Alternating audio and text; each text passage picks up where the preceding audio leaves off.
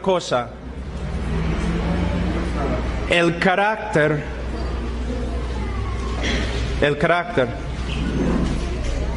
del cristiano.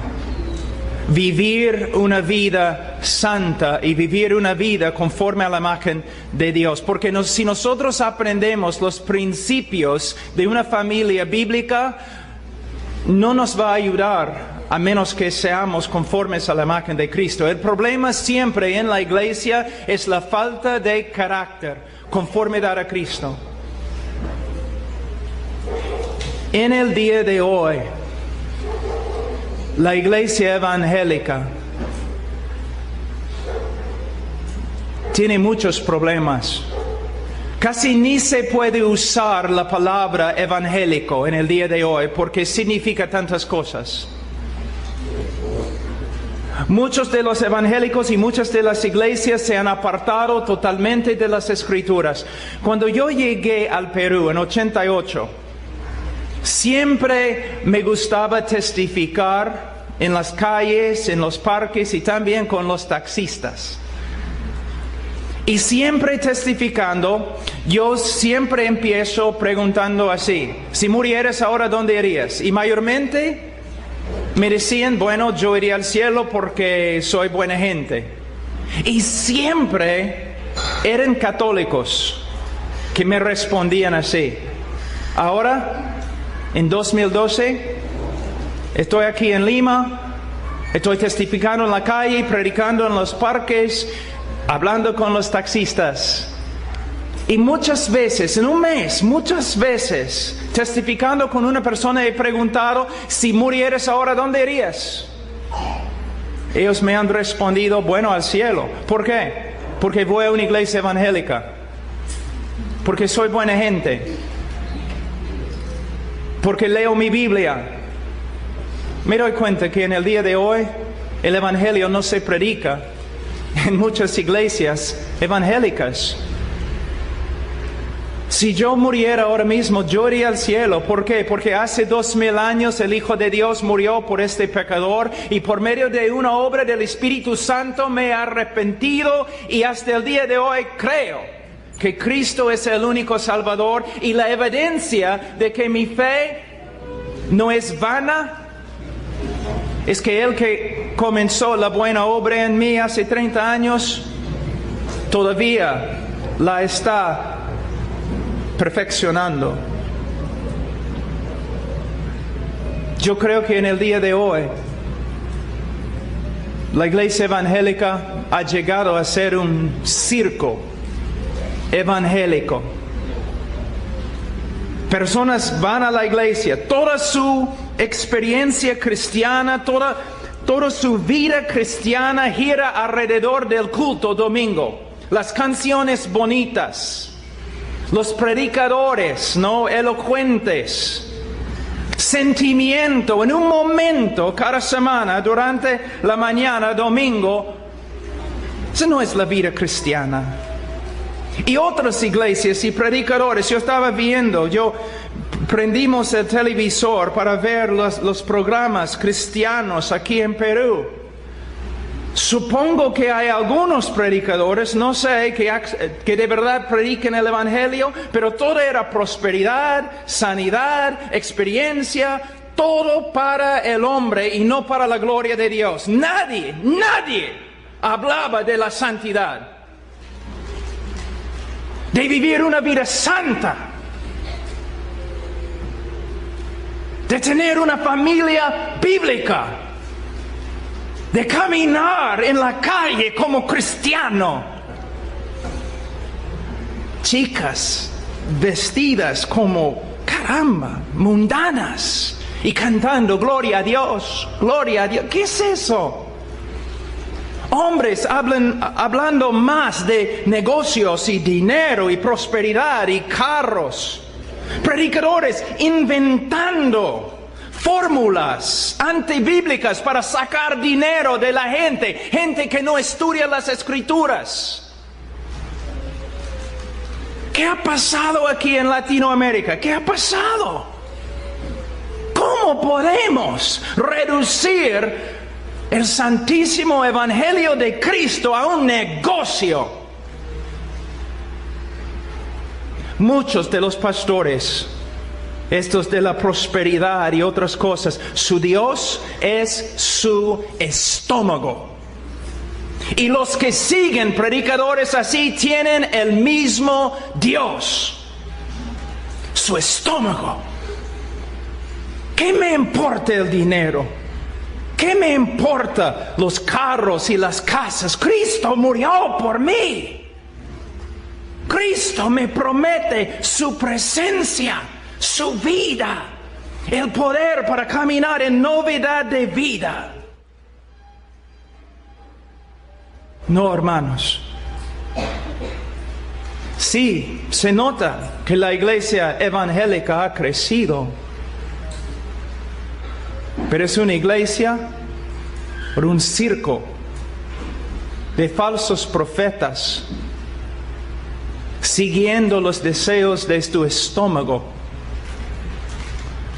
¿Cuántas iglesias aquí en Latinoamérica, pastores caídos en el pecado, personas viviendo, miembros de la iglesia, viviendo en inmoralidad y fornicación y adulterio? Entras en la casa de un evangélico en el día de hoy. No tiene ídolos, no tiene María, no tiene José, no tiene San Pablo, pero sí tiene un televisor que está contaminando toda la casa con películas y otras cosas horripilantes, horribles.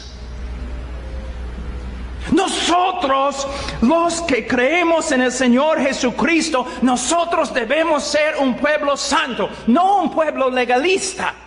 No, jamás, pero un pueblo santo. Un pueblo inocente. Un pueblo que no piensa en cosas como prosperidad física, sanidad física, casas y carros y poder para ganar tu vida en esta vida. Jamás. Nuestra meta, después de conocer a Cristo, después de verdad ser convertidos, nuestra meta debe ser conformidad a Cristo. Yo quiero ser como Él. Quiero caminar, andar en santidad como Él. Quiero amar a mi esposa como Él ama la iglesia. Quiero criar a mis hijos como Dios cuida de sus hijos. Eso es lo que quiero. Quiero un corazón puro. Una mente limpia. Honestidad, integridad, nobleza. Muchos de ustedes jóvenes aquí en la iglesia hoy día, leyendo su Biblia, no se dan cuenta que han pecado ya. ¿Por qué? Ustedes estaban ahí sentados en su silla mientras los ancianos y las mujeres estaban parados.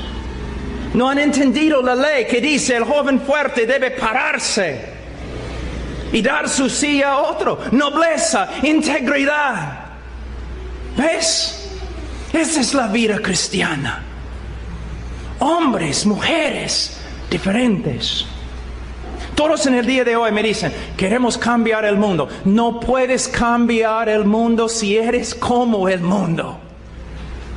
Siempre es el principio bíblico que tenemos en las Escrituras para tener poder, para ser relevantes en el mundo, para ser bien usados por el Señor. Nosotros tenemos que ser totalmente distintos, totalmente diferentes. ¿Pero qué tenemos? Las iglesias evangélicas en el día de hoy, ¿cómo van pescando a los hombres? ¿Cómo evangelizan? ¿Cómo atraen a los hombres? ¿Por medio de ser como el mundo? De verdad, la iglesia en el día de hoy me parece que busca imitar al mundo en todo. El mundo, ¿le gusta al mundo un tipo de música? Entonces en la iglesia vamos a usar el mismo tipo de música, solamente un poco más santo, ¿no? La iglesia, el mundo se viste de tal forma, también en la iglesia vamos a hacerlo. El mundo habla de tal forma, entonces también en la iglesia.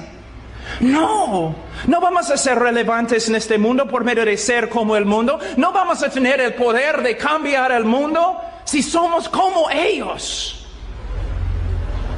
La iglesia evangélica llena, no de la palabra de Dios, tampoco el Espíritu Santo, sino las ideas del mundo, las prácticas mundanas. Y el apóstol Pablo no está enseñándonos, sino los psicólogos. Si nosotros queremos de verdad reformar la iglesia, tenemos que volver a las Escrituras. Volver, estudiar y ver que lo más importante no es mi bienestar, no es mi prosperidad económica. Lo más importante es mi conformidad a Cristo y la gloria de Dios. Yo como siervo, perdiendo esta vida para ganar la vida que viene. Hermanos, ¿qué circo tenemos en el día de hoy? No debe ser. O personas van a la iglesia tan santas y cantando y hablando, ¿no?, en su lenguaje cristiano, pero regresan a la casa y la casa es un desastre. El hombre no ama a su esposa, la esposa no se somete a su esposo, los niños pueden ver las contradicciones y nadie está enseñando ni disciplinando a los niños, y es un hogar mundano, es un hogar mundano que simplemente va a la iglesia. Hermanos, mira, antes que hablemos de la familia, mira versículo 13 de capítulo 5 de Mateo. Capítulo 5 de Mateo, versículo 13. Vosotros sois la sal de la tierra, pero si la sal se desvaneciere, ¿con qué será salada? No sirve más para nada, sino para ser echada fuera y hollada por los hombres. Ahora, en el día de hoy, y con razón, el mundo se burla de los evangélicos. No porque como antes, porque eran fanáticos a la Biblia. No, el mundo se burla de la iglesia evangélica. ¿Por qué? Las contradicciones, hipocresías, pecado. ¿Cómo podemos restablecer nuestra reputación? Primeramente tenemos que darnos cuenta que muchos que son evangélicos no son evangélicos, ni son cristianos. Nunca se han convertido. ¿Por qué nunca se han convertido? Porque en sus iglesias no se predica el evangelio, sino un evangelio reducido que dice algo así: ¿quieres ir al cielo? Sí, entonces repite esta oración después de mí. ¿Has repetido la oración? ¿Has tomado tu decisión? Sí, ahora eres creyente. Bienvenidos a la familia de Dios. Ese no es el evangelio. El evangelio es que todos los hombres son pecadores y Dios es justo. ¿Y cómo puede un Dios justo perdonar al pecador y todavía ser justo? Y la única respuesta se encuentra en la persona de Jesucristo, quien en la cruz llevó el pecado de su pueblo y experimentó la justicia de Dios en su lugar. Habiendo pagado la pena contra nosotros, resucitó al tercer día, ahora está sentado a la diestra de Dios, y el hombre puede ser salvo. ¿Cómo? Por medio de arrepentirse y creer. ¿Y cómo va a saber que ha creído? Porque el Espíritu Santo, no un pastor, el Espíritu Santo va a dar el testimonio. Y va a continuar con el testimonio. ¿Cómo? Él va a seguir creciendo en santificación. Así es el evangelio, pero no se predica en el día de hoy. ¿Por qué? Los pastores predicando prosperidad, victoria. Y mayormente los únicos que prosperan en una iglesia así son los pastores que predican prosperidad. ¿Cómo puede ser? Pero después de confiar en Cristo, ¿en qué debemos pensar? En ser como Él. Él es el maestro, nosotros somos discípulos. Es el trabajo del discípulo ser como su maestro. Y su maestro, nuestro maestro, murió en una cruz.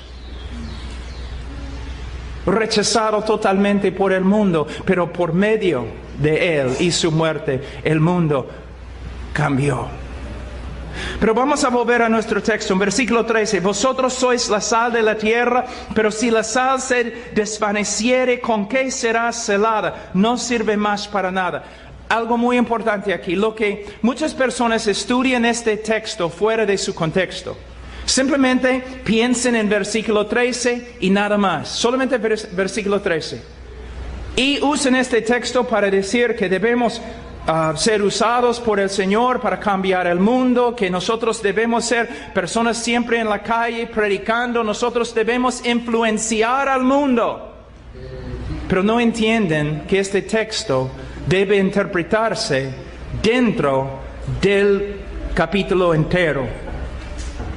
Él está diciendo básicamente, hay ciertas propiedades que la sal tiene, ciertas características que la sal tiene. Si quitamos estas características, no más tenemos sal. Si reemplazamos las características de sal con otras características, aún características buenas, todavía no tenemos sal.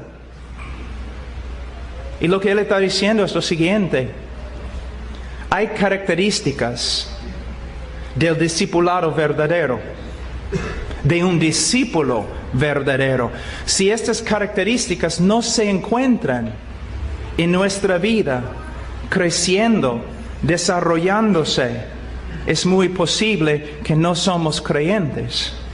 Pero a la vez, está enseñando la iglesia, si nosotros de verdad queremos ser sal,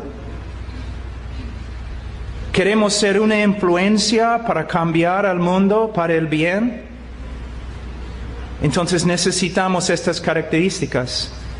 ¿Y cuáles son las características? Capítulo 5, versículo 3. Los pobres en espíritu, dependencia total en Dios. Los que lloren, versículo 4, quebrantamiento, no solamente sobre el pecado o por causa del pecado de la cultura, sino quebrantamiento con respecto a nuestro propio pecado. Tenemos corazones sensibles al pecado y caminamos en quebrantamiento. Versículo 5, los mansos, se define, no tenemos tiempo, pero esta palabra se define por Salmos 37. Es una persona que confía, se apoya en Dios y sus promesas. Bienaventurados los que tienen hambre y sed de justicia.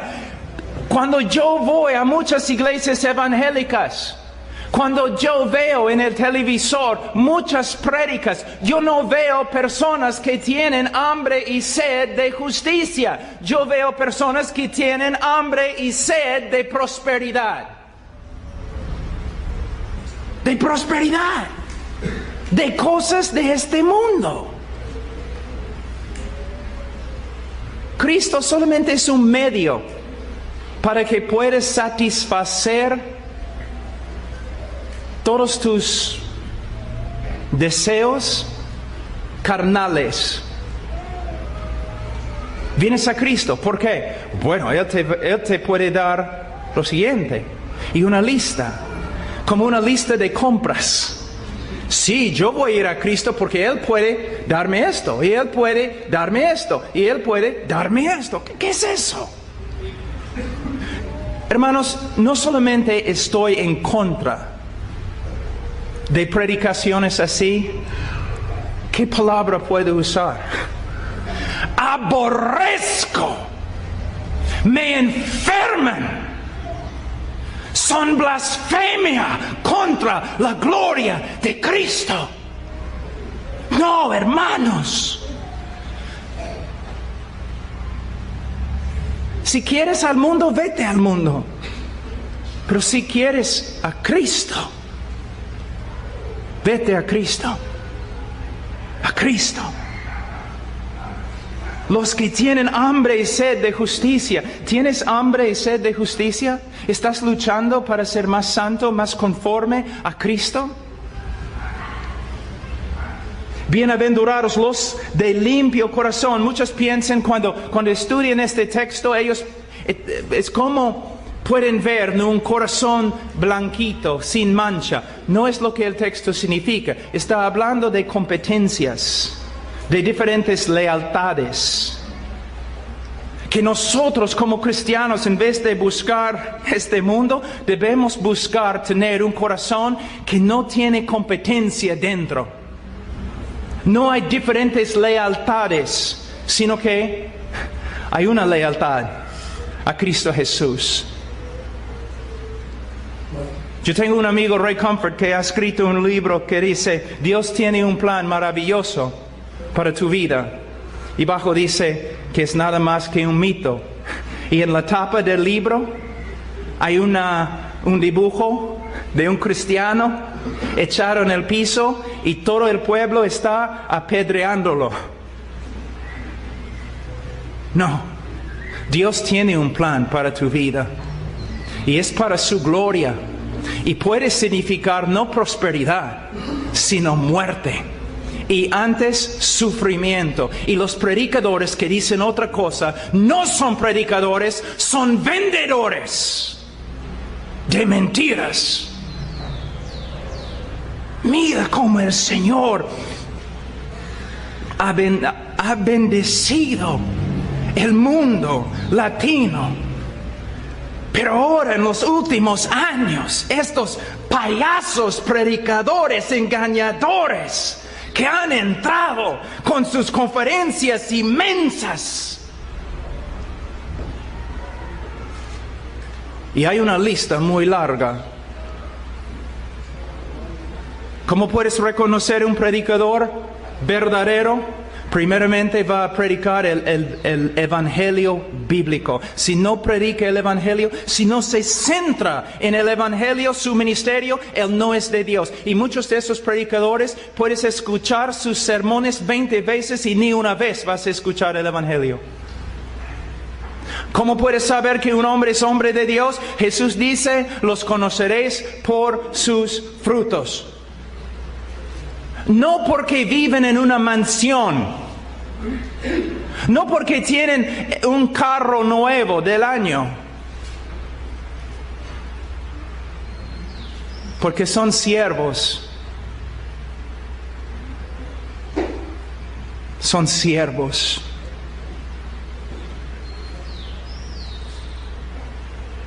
Muchas veces cuando vengo acá, personas se me acercan y me dicen, pastor, no puedo creer que después de la prédica tú estás aquí hablando con gente. Pero yo tengo 10 años en mi iglesia y todavía no he podido sacar una cita con mi pastor porque los pastores son reyes, los pastores son apóstoles, los pastores... Es una mentira. Y es mejor que los hombres salgan de la iglesia temprano antes que contaminen más gente. ¿Qué ha pasado acá? No, hermanos, no debemos seguir iglesias, no debemos seguir reuniones emocionantes, no debemos seguir pastores, debemos seguir a Cristo a través de estudiar su palabra. Es lo que necesitamos. Necesitamos tener hambre y sed de justicia. Bienaventurados los misericordiosos. Los humildes que se dan cuenta que son salvos solo por medio de Cristo y solo por medio de su misericordia. Entonces ellos también tienen misericordia de otros. Y una de las manifestaciones más grandes de la misericordia es que al pueblo de Dios, servicio. Y al mundo perdido, evangelismo. Nuestras dos tareas, dos trabajos. No es nuestro trabajo buscar, ¿no?, comodidades, buscar cosas mundanas. Nuestro trabajo es servir al pueblo de Dios y testificar a los que no conozcan a Cristo. Es la manifestación de misericordia. Bienaventurados los limpios de corazón, bienaventurados los pacificadores. De nuevo, Debemos ser como los que construyen puentes entre Dios y el pecador, tratando un ministerio de reconciliación, andando por las calles, en el trabajo, en la familia, en la escuela, en el colegio, en la universidad, por todas partes, con un ministerio de reconciliación, predicando el Evangelio para que todos vengan a conocer a Cristo. Y bienaventurados los que padecen persecución. ¿Por qué los predicadores nunca predican este texto? Los que buscan la piedad, los que desean ser piadosos, sufrirán. ¿Por qué no predican así? Hermanos, esta vida es tan pasajera. Vivimos solo para servir a Cristo. Solo Él. Solo Él. Y si somos así, entonces sí podemos ser usados por el Señor para cambiar el mundo.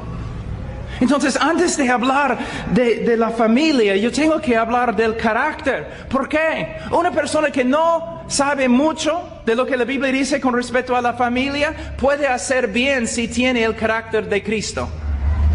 ¿Te das cuenta?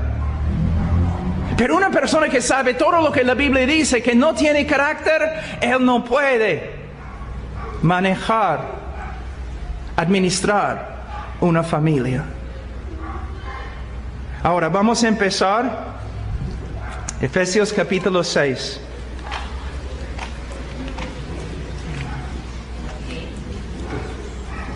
Efesios capítulo 6.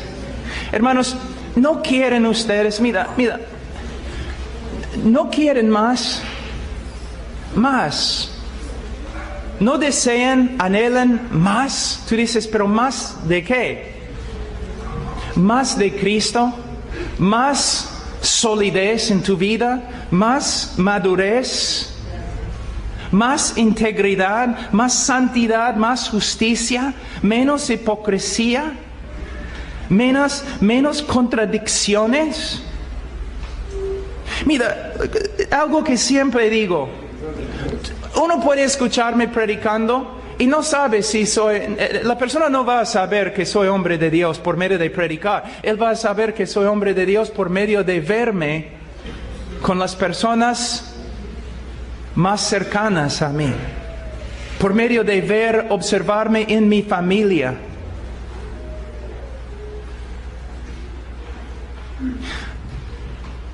Muchos de ustedes, muy sinceros, van a la iglesia domingo. Sinceros, no estoy hablando de hipócritas ni nada, pero sinceros. Muchos de ustedes van a la iglesia. La alabanza es bonita.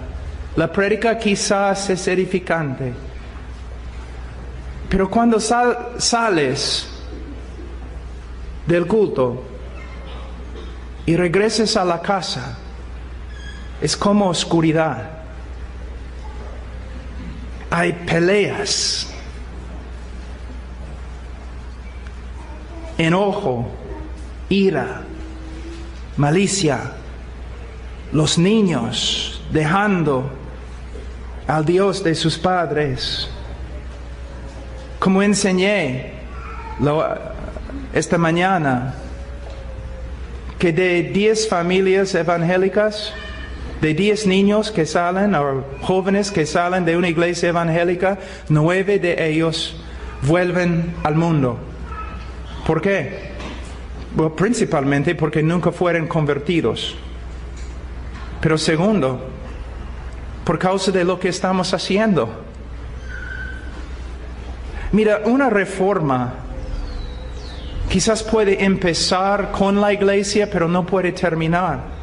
Si tú dices que ahora tienes buena doctrina o buena soteriología, entiendes las doctrinas grandes, clásicas de las Escrituras, de la historia de la iglesia, está bien, pero no solamente es la iglesia, es reformar también la familia. Reformar nuestra manera de hacer todo lo que hacemos. Efesios 6, versículo 1. Hijos, Obedecer en el Señor a vuestros padres, porque esto es justo. Hijo, niño, joven, si tú dices, ¿pero por qué es justo? ¿Porque Dios dice que es justo? No tiene que explicarse Dios. Él no tiene que contestar tus preguntas. Es justo.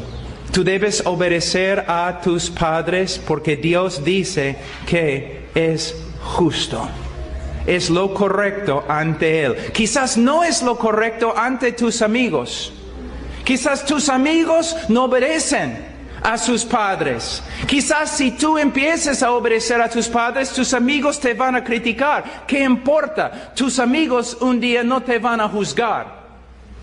Dios sí te va a juzgar. Y cuando tú estás viviendo en desobediencia contra tus padres, tú estás viviendo en desobediencia contra Dios. Estás practicando injusticia. Y Primera de Juan dice que el que practica injusticia no es de Dios. Tu comportamiento, joven, con tus padres revela si eres cristiano o no. Pero es otro problema, ¿no? Porque tantos padres no entienden el Evangelio. Entonces ellos piensan que simplemente porque sus hijos en una escuela dominical, sus hijos oraron una oración cuando tenían 8 años, ellos creen que sus hijos son salvos. Aunque en la casa los hijos viven como incrédulos, todavía son salvos. ¿Por qué? Porque hicieron su oración un día. Superstición. Es un rito vacío, evangélico. La evidencia, joven, de tu conversión, una conversión verdadera, es cómo andas. Y especialmente cómo andas en tu familia. Porque ante Dios, lo peor que puedes hacer en la sociedad es no honrar a tu madre y a tu padre. Es lo peor. Dice, hijos, obedeced en el Señor a vuestros padres, porque esto es justo. No solamente obediencia, sino versículo 2. Honra a tu padre y a tu madre, que es el primer mandamiento con promesa. Algo muy importante. Muchos predicadores en el día de hoy, cuando predican este texto, inmediatamente empiezan a hablar de la promesa. Si tú obedeces a Dios, Dios te va a dar tal cosa. Es un error. Tú debes obedecer a Dios porque Dios es digno de tu obediencia, si Él te da algo o no. Si Él te mata, Él todavía es digno de tu obediencia. ¿Me entiendes? No estamos hablando de, yo voy a hacer eso porque si lo hago, Él va a cumplir promesas conmigo y yo voy a prosperar.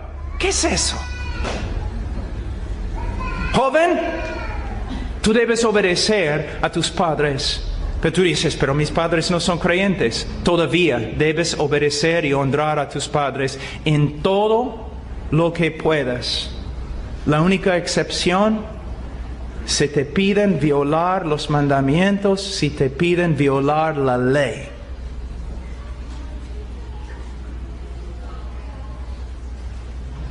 Debes obedecer y honrar. Mi esposa estaba viendo ayer, que me dijo que ella estaba buscando en el internet con respecto a las enseñanzas para mujeres y sumisión y otras cosas. Y ella encontró, creo, un artículo que decía, un predicador predicando que la mujer debe someterse a su esposo solamente si él es espiritual. Entonces, la mujer determina si su esposo es espiritual o no. No es lo que la Escritura dice. Debemos honrar al rey, aun cuando no estamos de acuerdo con él. Yo no estoy de acuerdo con el presidente de los Estados Unidos, pero no voy a hablar mal de él en el sentido de usar palabras fuertes contra él. No, yo voy a respetar la oficina que tiene. Yo puedo predicar contra cosas que quizás él ha decretado, pero no voy a hablar palabras contra él. Hay una línea de autoridad que Dios nos ha dado en la Biblia. Y necesitamos aprender cómo someternos a esta línea. Ahora dice que no solamente debemos obedecer, sino honrar a nuestro padre y a nuestra madre. Y no solamente el día del padre, no solamente el día de la madre. Es como cuando una persona dice que yo he separado el día de reposo para el Señor. Yo creo que Alfonso esta mañana dijo, debemos separar todos los días, o hermano Zacarías, al Señor. Es cierto. Debemos siempre honrar a nuestros padres. Todo lo que podemos. Es un mandamiento de Dios. La joven, si tú dices, mira, yo voy a honrar a mis padres cuando ellos se porten mejor. Entonces tú has llegado a ser su juez y también no estás obedeciendo a Dios. Porque Dios te ha dicho que una característica en tu vida debe ser que se nota el honor que das a tu mamá y a tu papá. Y padres, si no aprenden a disciplinar a sus hijos bíblicamente, ellos van a aprender cómo deshonrar a sus padres. Y ante Dios es lo peor. Casi no hay pecado peor. Cuando hablamos de la relación, las relaciones que tenemos en la sociedad, fíjate, en los 10 mandamientos, los primeros mandamientos tienen que ver con Dios. Cuando cambian y son mandamientos que tienen que ver con la sociedad, el primer mandamiento tiene que ver con la familia y el comportamiento de los hijos.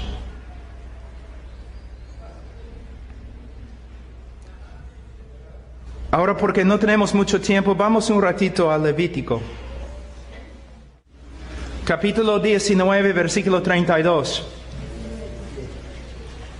Delante de las canas te levantarás y honrarás el rostro del anciano, y de tu Dios tendrás temor, yo Jehová. Mira, como un joven dice, yo temo a Dios, yo temo a Dios. ¿Honras a tus padres? Porque si no honras a tus padres, no temes a Dios. Las dos cosas se relacionan. ¿Te das cuenta? Mira, de nuevo estoy hablando de hipocresía. Tú vas a la iglesia, estás ahí cantando, glorificando a Dios, regresas a la casa y no obedeces ni honras a tus padres. Todo lo que tú estabas haciendo se hace nulo. ¿Ves? No hay integridad, no hay nobleza. Todos están haciendo lo que les parece correcto en sus propios ojos, pero mira lo que la Biblia dice. Yo estoy en contra, por ejemplo, de los pastores que se portan como reyes, príncipes en la congregación. Pero a la vez, yo voy a una iglesia donde no soy pastor y todos los pastores son más jóvenes que yo. Pero yo les hablo con bastante respeto. Yo no me acerco, oye, ¿cómo está? No, es mi anciano. Es un pastor. Pero nosotros vivimos ahora en una cultura donde nadie respeta a nadie. Nadie da honor a nadie.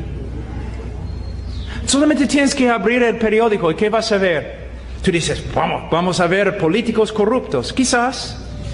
Pero mira la manera de hablar, los que hablan, los que escriben. Fíjate en su manera de escribir, las palabras fuertes que usan, atacando, burlándose del presidente. Quizás un presidente esté totalmente equivocado, pero no hemos aprendido a dar honor al oficio, a su puesto, a lo que él hace. Se nota también en la familia.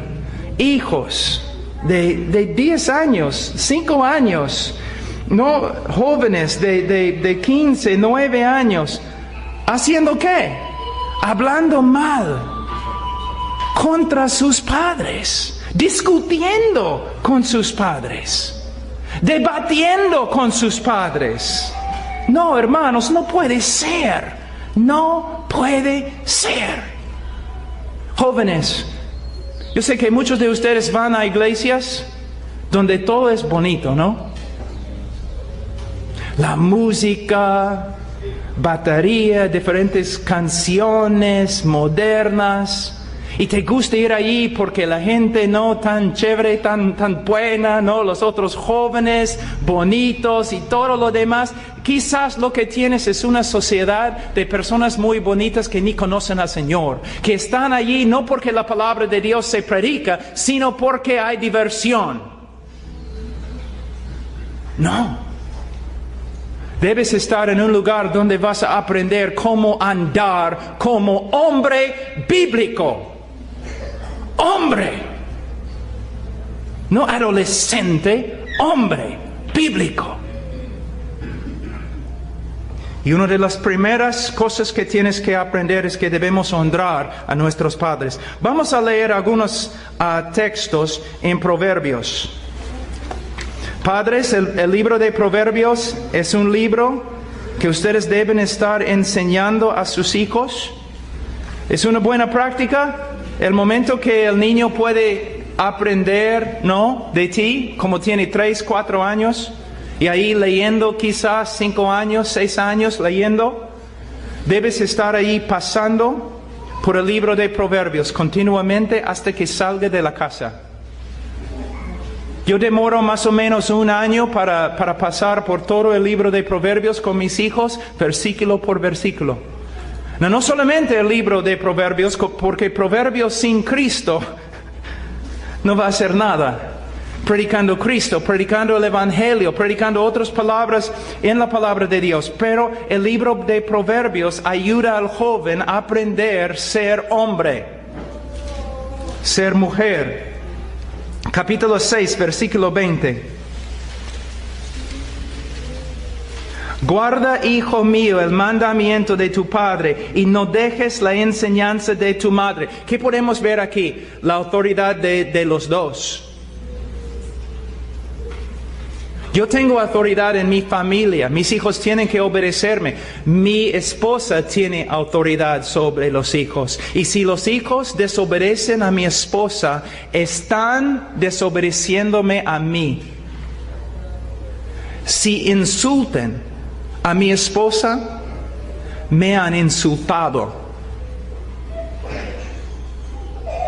Quizás has venido de un matrimonio o algo, quizás ahora tienes una esposa o un esposo que no es el padre, no es la madre de tus hijos, algo así. Y a veces los hijos, yo lo he visto muchas veces, dicen, pero tú no eres mi madre, tú no eres mi padre.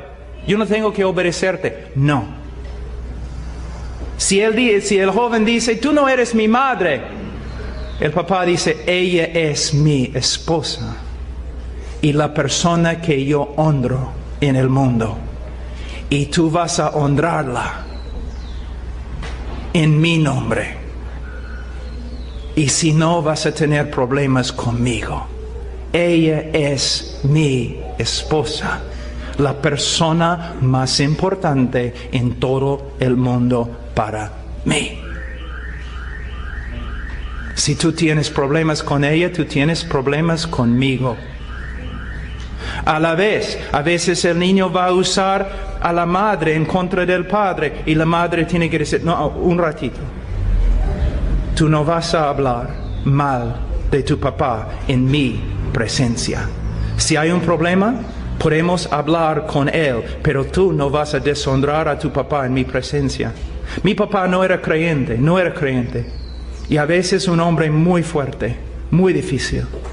Yo recuerdo una vez cuando yo tenía como 12 años, me enojé.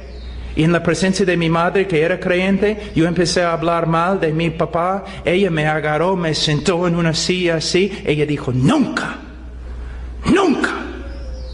vas a deshonrar a mi esposo. El hombre que yo honro, tú vas a honrar. Aquí podemos ver que los dos tienen autoridad. Vamos a Proverbios 10, capítulo 1.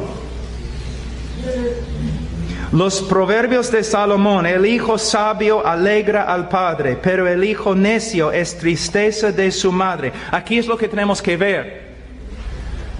Muchos jóvenes se creen, pero no sé, maduros, inteligentes, porque no obedecen a sus padres.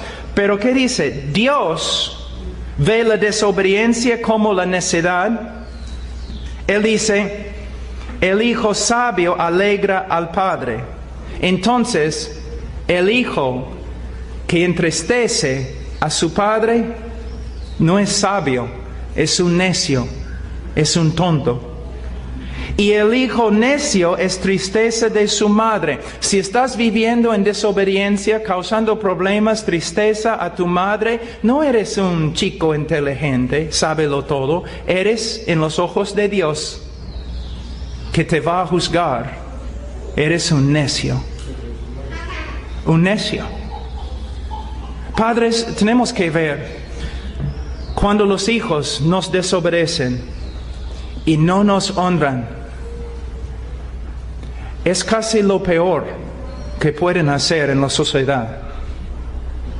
Si tú lo permites, estás permitiendo que tu hijo peque contra Dios de una manera muy, muy grave. Proverbios 15, 20.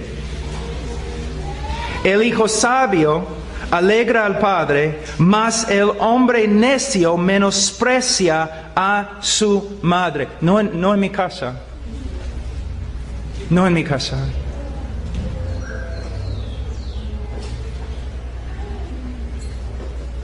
Yo echaré a mi hijo varón de la casa si es necesario, pero él no va a deshonrar a su madre. No. No. Mis hijos saben, si deshonran a su madre ni debe disciplinarlos, porque es asunto mío ahora. Y cuando regreso a la casa, no. Ella es mi esposa. Yo sé que en el día de hoy eso no significa mucho para muchos de los hombres, pero ella es mi esposa. La hija de Dios que el Señor me ha dado para guardar, cuidar. No. No con sus palabras y no con sus manos.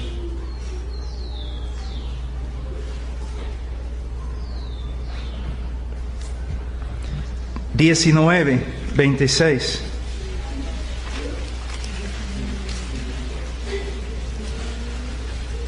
El que roba a su padre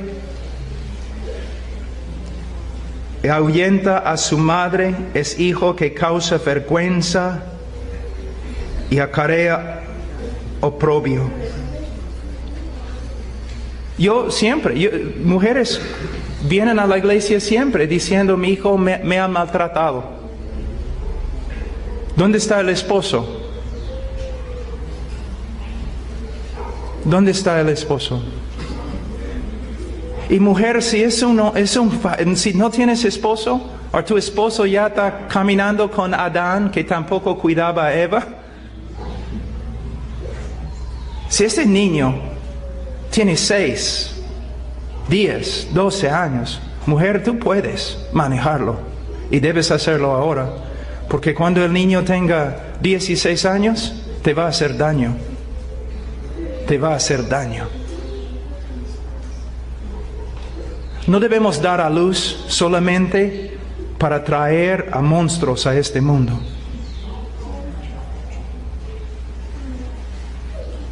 Proverbios 20.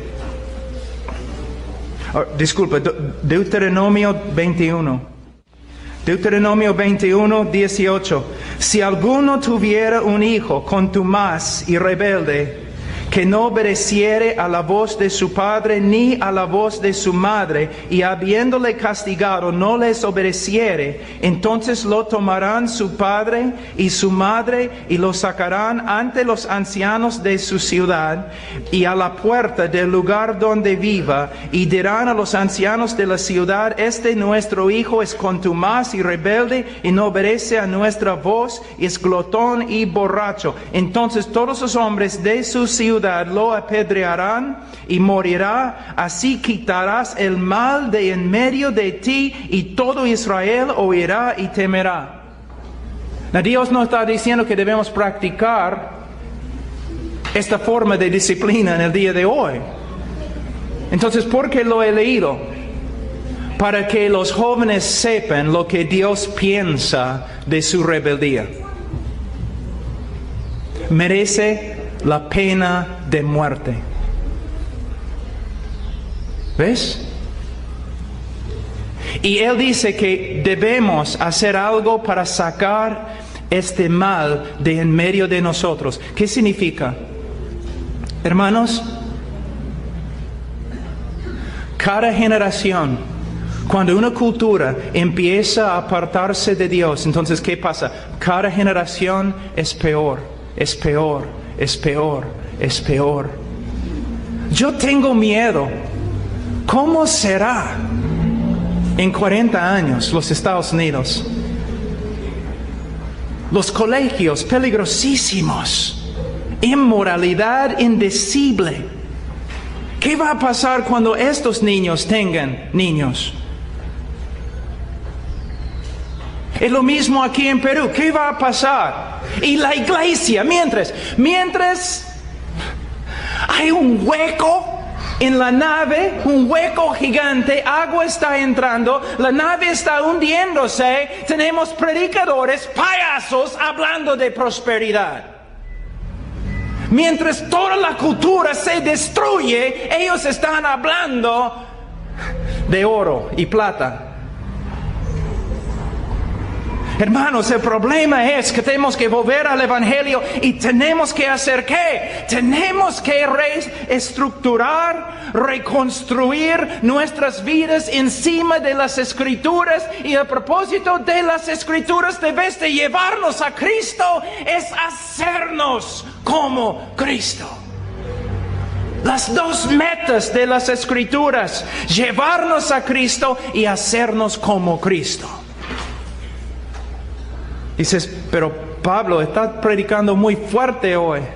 Hermanos, cuando el niño está en medio de la calle y ya viene el carro, el padre no silba, no habla en voz suave. Si no pueden discernir la corrupción que hay ahora entre los evangélicos y las tonterías que se enseñan y la inmoralidad que hay, si no puedes discernir esto, entonces también eres ciego. Si no puedes ver los problemas en la familia que hay y cómo Dios ve la rebeldía. Jóvenes, ustedes deben leer este texto, deben memorizar este texto y deben temblar ante este texto. Ahora vamos un ratito a Efesios capítulo 6.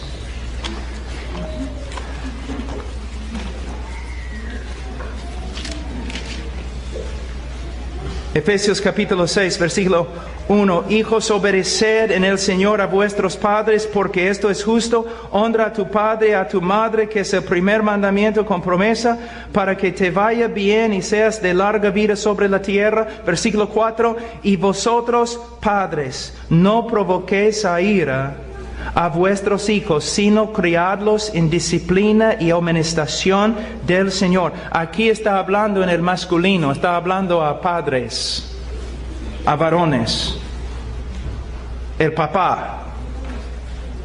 Primeramente podemos ver quién debe ser el maestro principal en la vida de un niño. ¿Quién debe ser el maestro principal? El papá.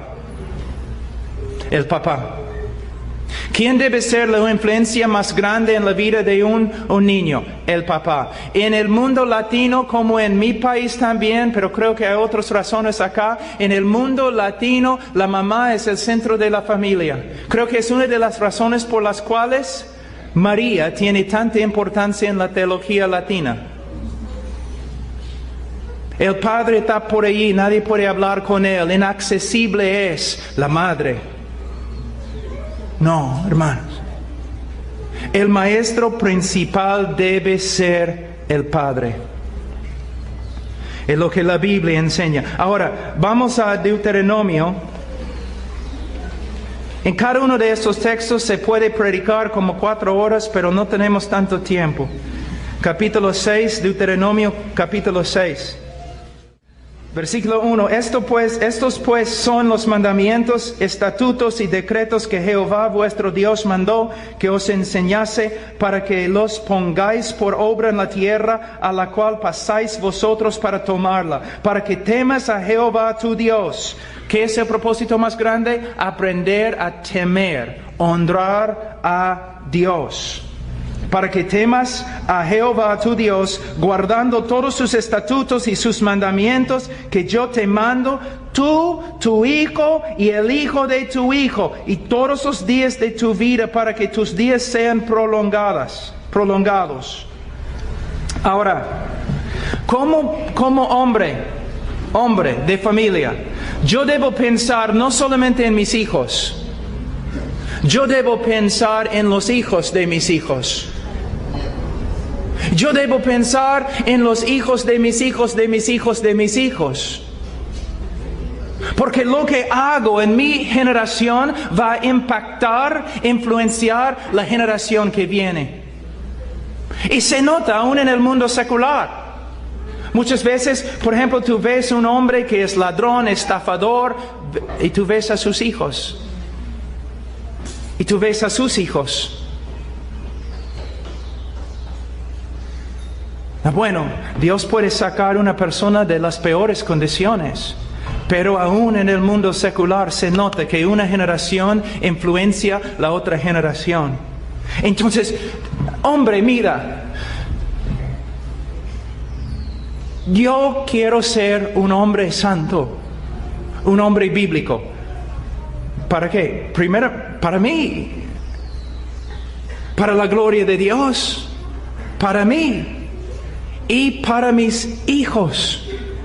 Y para los hijos de mis hijos. Si yo tengo que cambiar, yo tengo que ser conforme a Cristo. Eso no solamente afecta a mí, sino afecta a mis hijos, a mi esposa, a los hijos de mis hijos. ¿Puedes ver?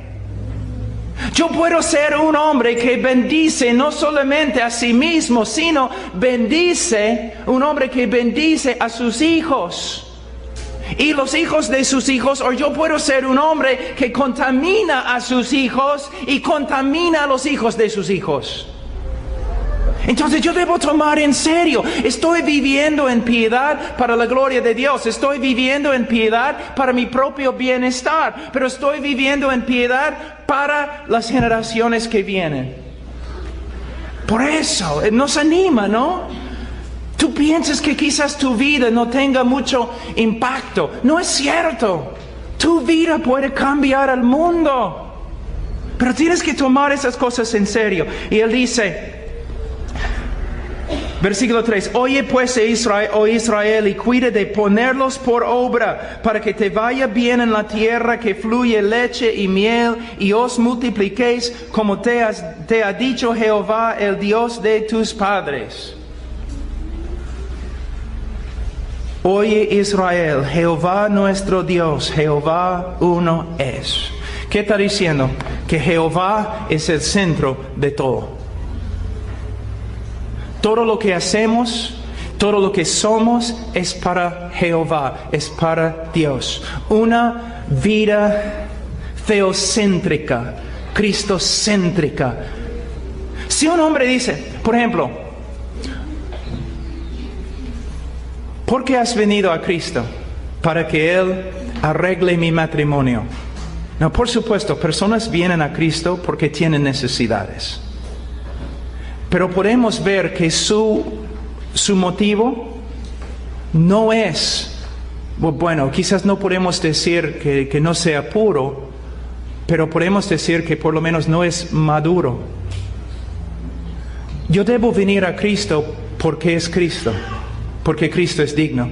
Si alguien me dice, ¿por qué debo amar a mi esposa? Porque Cristo es digno. Porque Dios es digno. ¿Por qué no debo mentir? Porque Cristo es digno, Dios es digno. El motivo más maduro, más completo, más puro, más bíblico es siempre, yo hago todo lo que hago para Él, para su gloria.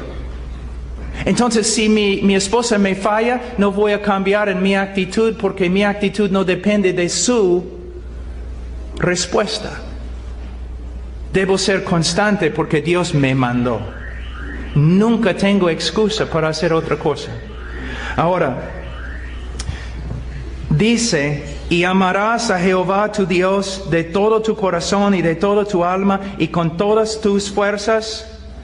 ¿Cuál es la meta? Amar a Dios. Ayer una hermanita me preguntó, ¿qué es la santidad? Muchas personas siempre cuando piensan en la santidad piensan en no pecar. Bueno, no pecar es una manifestación de santidad, pero no es lo mismo. Conformarse a la ley de Dios es santidad. No, porque justicia es conformarse a la ley de Dios. Entonces, ¿qué es santidad? Santidad, la palabra santo, proviene de una palabra que significa cortar, separar, significa separado. Cuando decimos que Dios es santo, ¿qué estamos diciendo? Que Él está separado de todo, trascendiente, separado. Que no hay otro como Dios. No hay otro como Dios. Él es totalmente separado, totalmente único. Él merece toda la gloria, toda la honra. Entonces, ¿qué significa? Dios estima a sí mismo más que a toda la creación. Dios ve su valor, que su valor es más grande que todo lo demás. Dios también ve correctamente y Él ve que Él es el más digno de amor. Él es el más digno de gloria. Él es digno de todo. Santidad es cuando nosotros vemos a Dios como Dios se ve a sí mismo y respondemos a la gloria de Dios como Él responde a su propia gloria. Él se ve como el más digno. Santidad es cuando tú ves a Dios como el más digno. Tú eres santo cuando ves a Dios como realmente es y entregues a Dios todo lo que Él merece. Entonces, santidad no es lo mismo como legalismo. Santidad tiene que ver con el corazón. Entonces, cuando nosotros instruimos a nuestros niños, no es para que sean legalistas, no es para que simplemente sepan las escrituras, no es para que simplemente vengan a ser salvos, sino es que vengan a ser salvos y vengan a vivir toda su vida para la gloria del único que es digno. Entonces, mira lo que dice en versículo 6, y estas palabras que yo te mando hoy estarán sobre tu corazón. Está hablando a los padres. ¿Puedes decir que esta es una realidad en tu vida, padre? ¿Puedes decir que es una realidad en tu vida? Mira, no estoy hablando aquí poesía. Estoy hablando mandamientos que hay que obedecer. ¿Puedes decir que la palabra de Dios está sobre tu corazón? Estás estudiando la palabra, memorizando la palabra, y no solamente estudiando y memorizando, sino Él dice estas palabras que yo te mando. Entonces, la obra principal de un padre en la familia es que estudiar la palabra de Dios, memorizar la palabra de Dios, meditar en la palabra de Dios, obedecer a la palabra de Dios, ser conformado por la palabra de Dios. Es su trabajo principal. Luego dice en versículo 7, y las repetirás a tus hijos y hablarás de ellas estando en tu casa y andando por el camino y al acostarte y cuando te levantes. Algo muy importante aquí.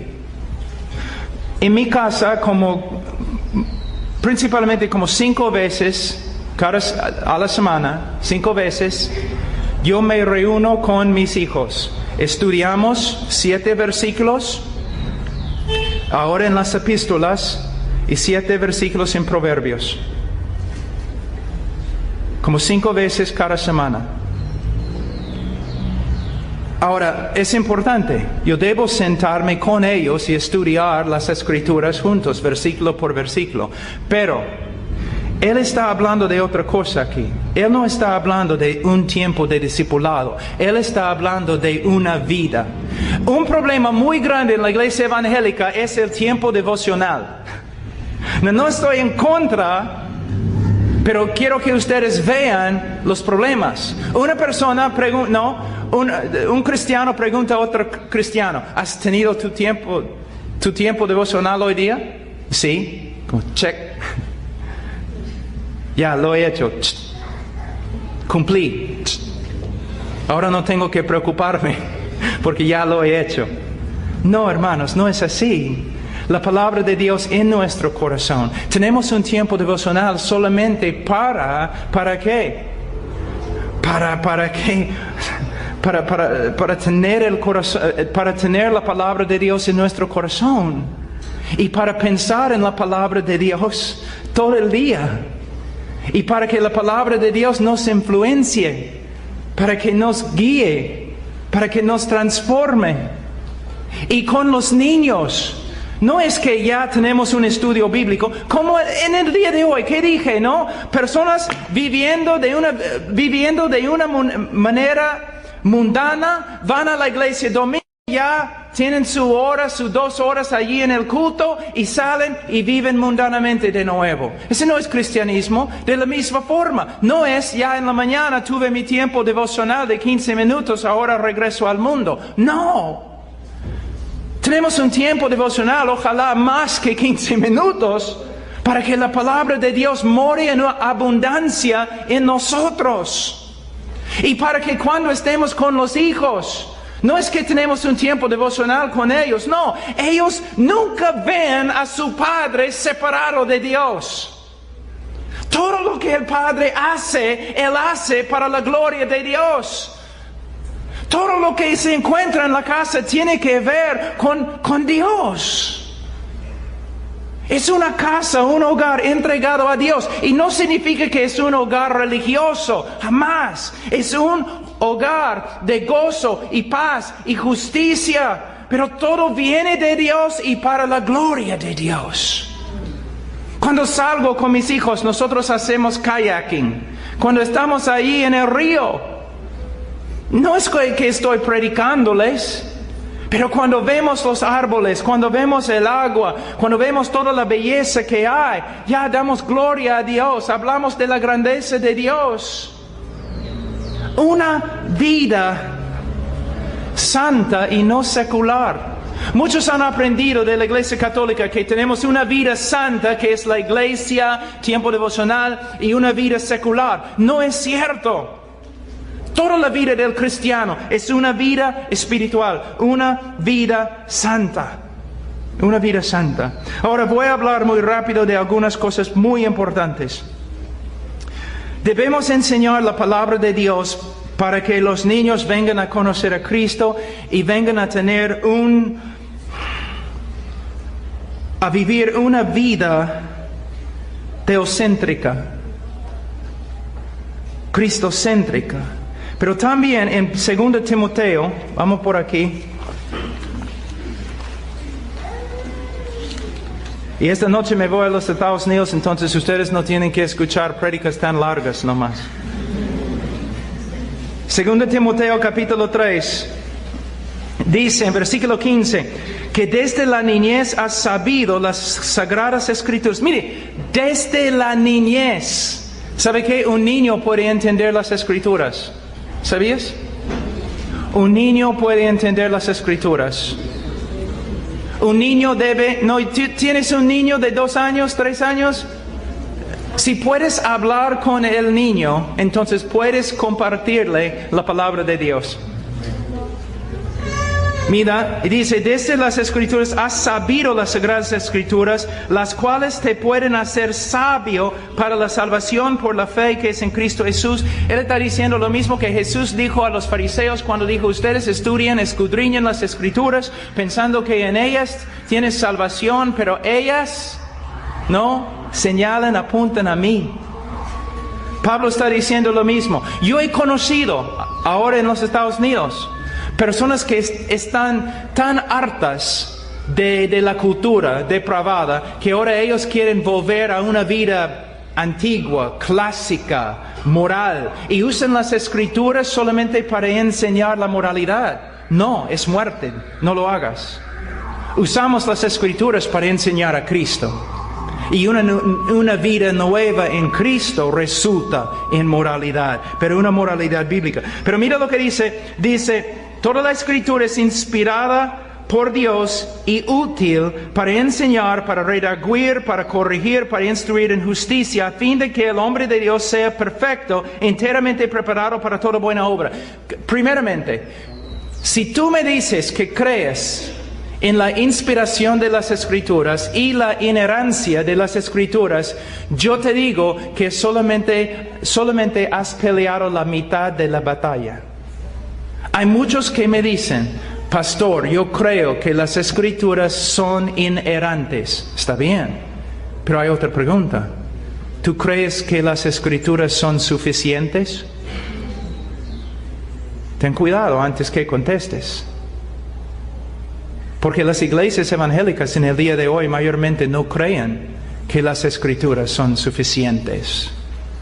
Hay que tener psicología, hay que tener marketing, hay que usar un montón de métodos, hasta de los hombres de negocios, para hacer crecer una iglesia. Hay que hablar con Freud y Rogers y Skinner, ateos que odiaban al cristianismo, para aprender cómo aconsejar a otros. No, hermanos, la iglesia evangélica en el día de hoy no cree que las Escrituras son suficientes. Es una mezcla de un poquito de la Biblia y mucha psicología, nada más. Y es peligrosísimo. Pero si nosotros creemos que la Biblia es suficiente, entonces, para enseñar, para redarguir, para corregir y para instruir en justicia, aquí tienes el medio de disciplinar a tus hijos. Primeramente, ¿qué debes hacer? Debes enseñar. ¿Cuántos padres se enojan con sus hijos porque sus hijos no se portan bien, pero nunca enseñan a sus hijos? Hay muchos hombres que dicen, mi esposa, ella no es la mujer que yo quiero que sea. Bueno, ¿cuánto tiempo has invertido en ella? Mis hijos. ¿Pero cuánto tiempo has invertido en tus hijos? Primeramente, enseñar. Enseñar. Y no solamente 30 minutos cada día. Todo el día. Enseñar. Hay que enseñar con las Escrituras. ¿Qué más? Hay que redarguir o reprender con las Escrituras. El niño nunca debe tener que preguntar, ¿por qué, papá? ¿Por qué dices que no podemos hacer tal cosa? Porque el papá debe siempre decir, mira, hijo, ahora te voy a enseñar una verdad acerca de la mentira, basado en la autoridad de la palabra de Dios. No vamos a mentir porque la Biblia dice, Dios dice, Dios. Mira, yo como padre tengo autoridad, pero mi autoridad, ¿de dónde viene? ¿De mis propias opiniones? Mi autoridad viene de Dios. Generalmente, pero específicamente viene de la palabra de Dios. Es como un pastor.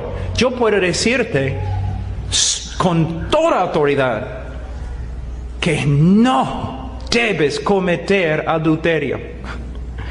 Pero si tú me preguntas, pastor, ¿yo debo ser misionero en China? Básicamente, la Biblia no dice, no me da tu nombre diciéndome si tú debes ser misionero en China o no. Mi autoridad proviene ¿de dónde? De las Escrituras. Entonces enseño a mi hijo, ¿por qué no mentimos? ¿Por qué no vamos a deshonrar a nuestra madre? ¿Por qué no vamos a tocar la propiedad de tus hermanos sin permiso? ¿Por qué no nos juntamos con jóvenes rebeldes? ¿Por qué, papá? ¿Qué dice? Entonces, lo que tienes que ver, algunos de los jóvenes acá, ustedes dicen, cuando no obedecen a sus padres, ustedes dicen, yo amo a Dios, es que no estoy de acuerdo con mis padres. Solamente tienes que hacerte una pregunta, ¿Dios te ha dado esta opción? No. Segundo, Padre, si tú estás hablando y enseñando y mandando conforme a las Escrituras, entonces tu hijo no puede tener una excusa así. Y no va a poder decir, yo amo a Dios pero desobedezco a mi mamá. Sino el joven va a decir, el hecho que siempre estoy desobedeciendo a mi mamá demuestra que no amo a Dios y todavía soy inconverso. Entonces usamos la palabra para reprender, para decir no.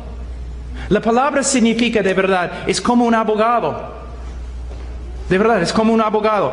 Tú vas a tu hijo y con argumentos de las Escrituras, tú convences a tu hijo que él está en pecado. No conforme a tu opinión, sino conforme a la opinión de las Escrituras. Pero después de redarguir, después de reprender, ¿qué debes hacer? Debes corregir. La palabra en griego significa, por ejemplo, si un vaso cae al suelo, un hombre pone el vaso así, de nuevo, derecho.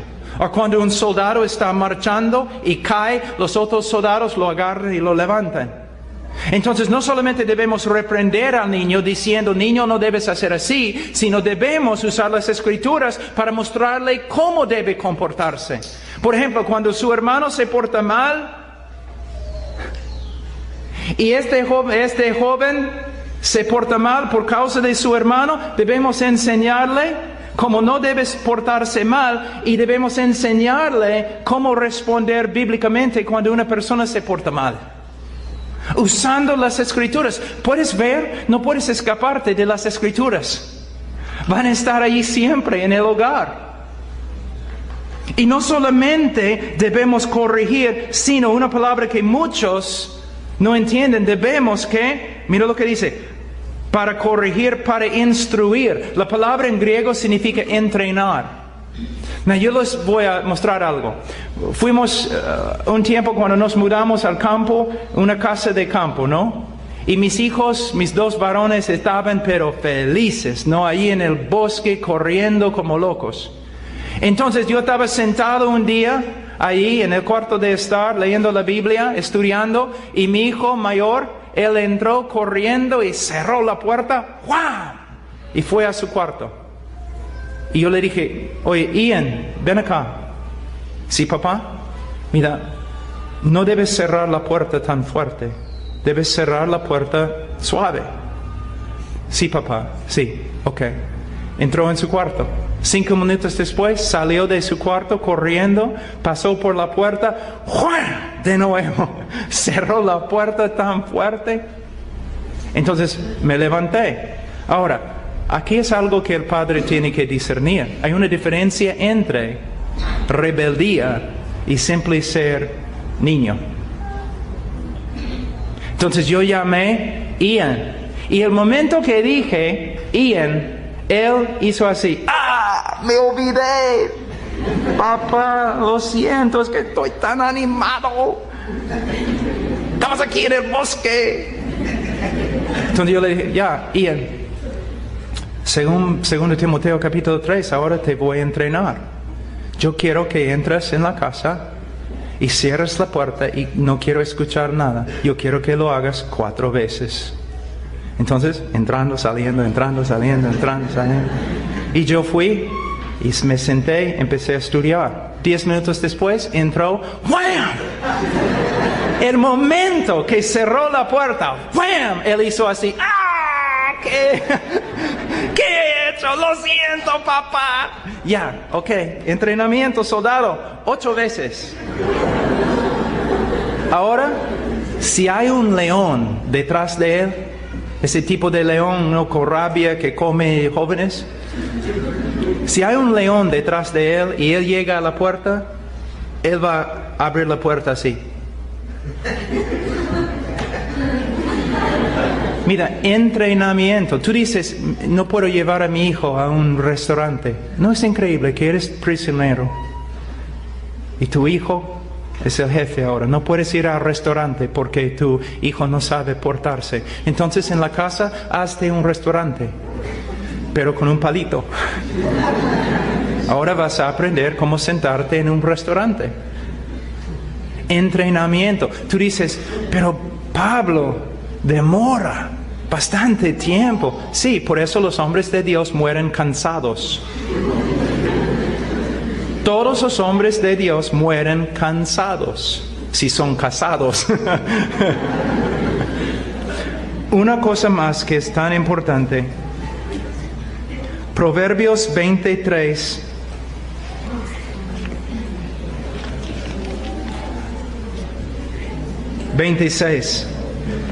Capítulo 23, versículo 26. Quizás es el texto más importante que voy a enseñar hoy día. Dame, hijo mío, tu corazón. Dame, hijo mío, tu corazón.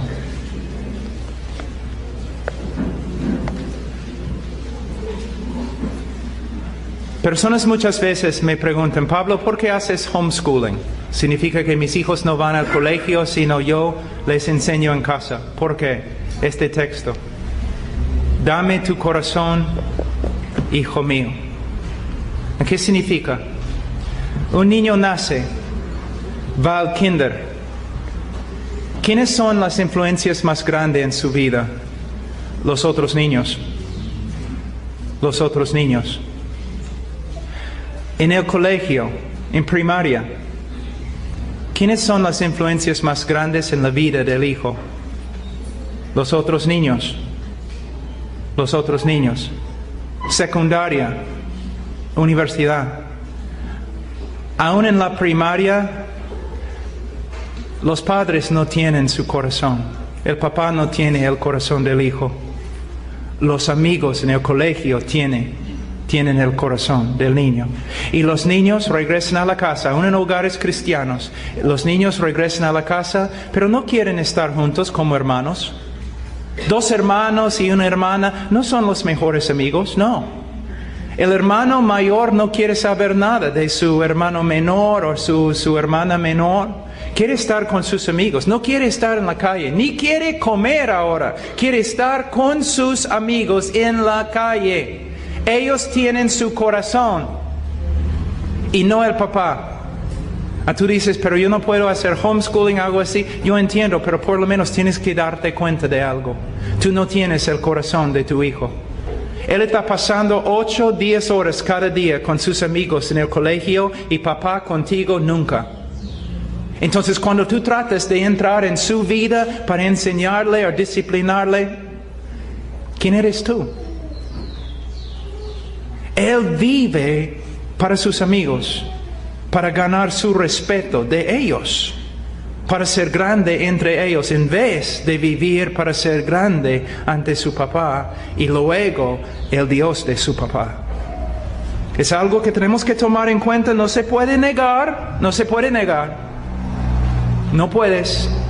Quizás hay excepciones, pero mayormente, generalmente, los niños salen de la casa y toda su vida se encuentra fuera de la casa.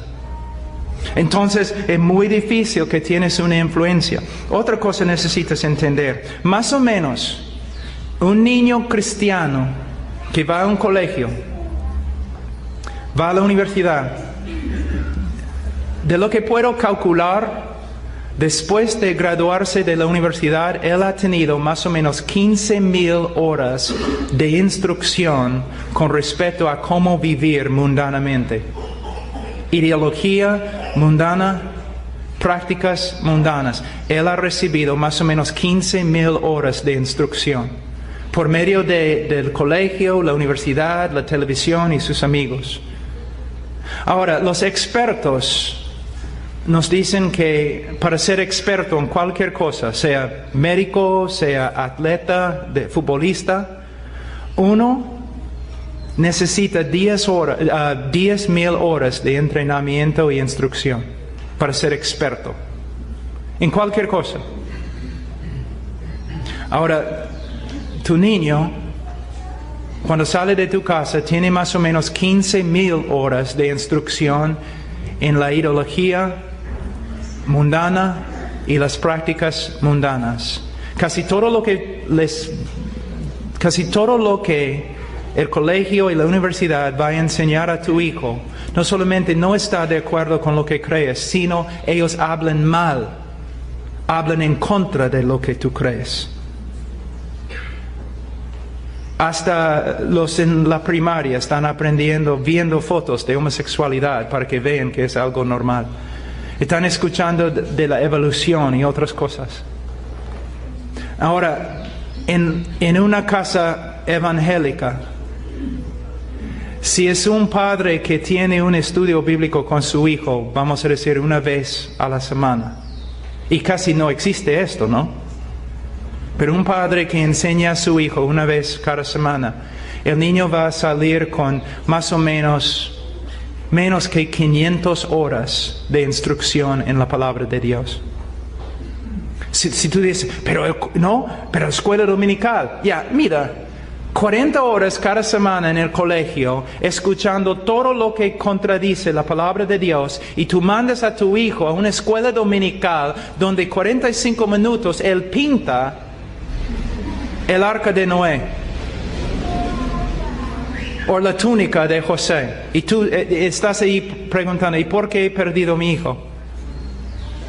Mira lo que la Biblia dice en Proverbios capítulo 13.